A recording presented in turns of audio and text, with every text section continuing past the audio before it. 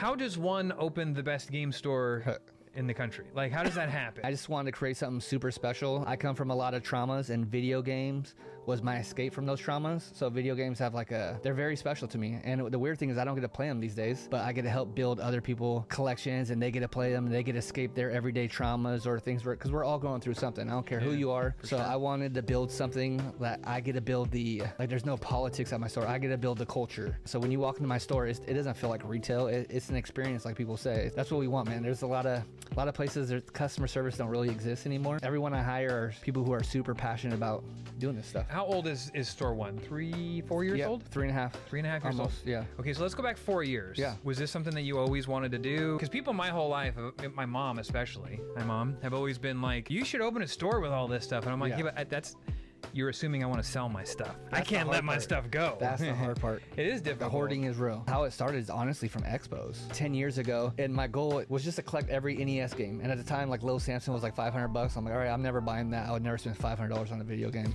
Now I spent like some crazy amount of numbers on it.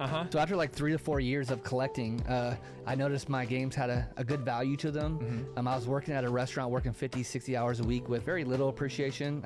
I was paid well, but I was spending my whole life there, basically. Yeah. So I told my wife when she went on a vacation, I want to sell some of these games and possibly have a new career. So I sold, my collection was worth about $60,000 at the time. I made about $42,000 in it. So you were selling at expos? I was selling at expos, yes. And that's why they hold a special place in my heart, and that's why I hold shows in my own shop, because I was a vendor. I am those guys.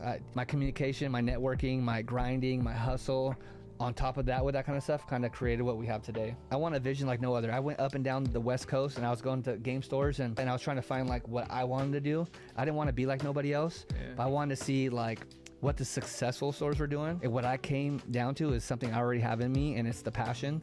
I feel like the good ones had a lot of passion. They wanted to be there. It wasn't like work. And our first year, I more than doubled my expectations. We just opened our second store, as you cut the ribbon to.